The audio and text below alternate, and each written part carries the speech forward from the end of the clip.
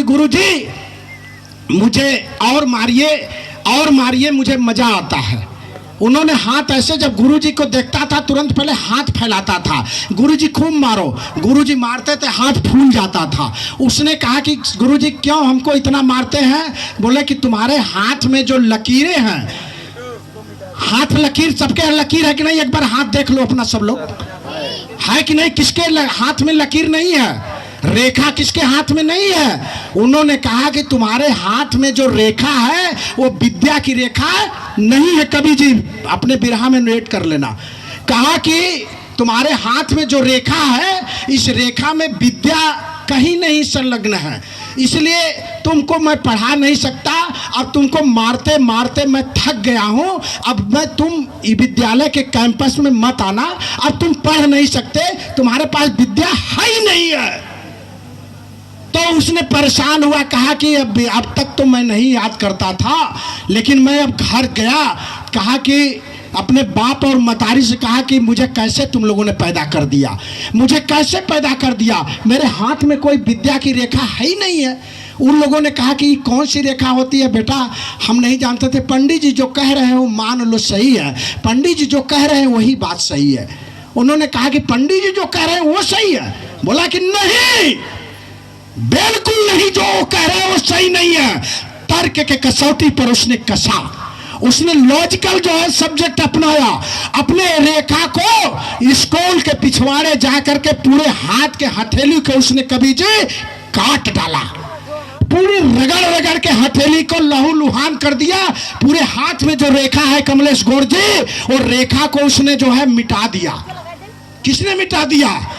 उसने जब मिटा दिया तो कहा पंडित जी मेरे जो हाथ में रेखा था, जो नहीं था विद्या का रेखा, उस रेखा को मैंने मिटा दिया है। बोला कैसे? बोला कि ये देखिए मैं खरोच खरोच करके रगड़ रगड़ करके अपने हाथ की जो विद्या की रेखा आप बता रहे थे कि नहीं है, तो मैं रेखा मिटा दिया पूरा। बोले यार ये तो बहुत पागल है, ये तो बहुत पागल है, शूद्र है, ये अछूत है, इसको मैं कैसे समझाऊं? कहा आप मुझे अब मत समझाइए, आप मुझे पढ़ाओ, मैं अब पढ़ूंगा। बोले कि तुम नहीं पढ़ सकते। बोले मैं पढ़ूंगा। उन्होंने कहा कि तुम दूर बैठ करके पढ़ो। उन्होंने कहा बहुत ईमानदारी से आप लोग समझिएगा, बहुत गहराई से आपकी आत्मा है, आत्माएं हिलने लगेगी। उन्होंने कहा कि ये जो हाथ का लकीर है, इस लकीर को मैं खत्म कर दिया है। पंडित जी जो ऊपर वाले ने बनाया है, जो आपके भगवान ने बनाया है, उस भगवान को मैंने आज नष्ट कर दिया हूँ, और आप पढ़ाओ मैं पढ़ूंगा। जिस जिस शब्द को उसने बताता था और बकायदे उन्होंने कंटेस्ट करता था, जब वो पूछते थे तो उन्होंने बता देता था, पूरी व्याकरण उन्होंने बता देता था। और व्याकरण के रचयिता संस्कृत के जन्मदाता पाणिनि जी हुए, और पाणिनि जी ने देश का सबसे बड़ा जो है विद्वान बने, जिनको पंडित जी ने बताया था तुम्हारे हाथ में, और देश का सबसे सर्वोत्तम और महान व्यक्ति बना, जिसका नाम डॉक्टर भीमराव अंबेडकर है। और उनके कहने पर अगर चलता तो पढ़ता नहीं, और जब वो नहीं पढ़ता तो आपको कौन हिस्सेदारी दिलवाता, कौन भागीदारी दिलवाता? ऐसे महान विद्वान आपके बीच में पैदा हुआ, वो आधुनिक भारत के गौतम बुद्ध बने, और बोधिसत्व डॉक्टर भीमराव अंबेडकर को सत सत बार नमन करते हुए उनको बहुत बहुत बाद उनके चरणों में श्रद्धा सुमन अर्पित करते हैं। और उनके बीच में सभी घरों में आधी रोटी आप लोग जरूर खाना, और अपने बच्चों को जरूर पढ़ा देना, सभी बच्चों को पढ़ा देना। और जो बच्चे अगर नहीं पढ़ते हैं उनको जबरदस्ती इनके प्रकार अपने आधा रोटी खा लेना, टुकड़े पहन लेना आप जो है, लेकिन बच्चों को जरूर पढ़ाना। ये असली बात डॉक्टर भीमराव अंबेडकर साहब के जयंती मनाने का असली मकसद होगा।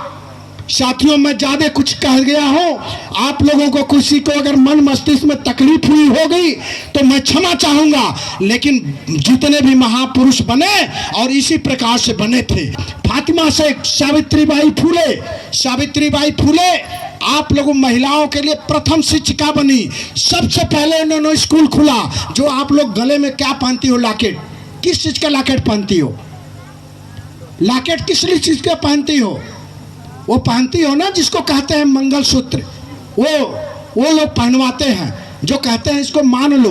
कमर में जो है बांधा जाता है पेटी, और पैर में जो है आपको जो है पैर में जो है वो छाड़ा पहनाया जाता है, और हाथ में कंगन चूड़ियां पहनाई। ये क्या है, इसके बारे में समझो। ये सावित्रीबाई फूले का लॉकेट हर महिलाओं के गले में होना चाहिए। जितने भी डीएम सीएम और पीएम बनी, सभी लोग जो है सावित्री माता सावित्रीबाई फूले के द्वारा बनी।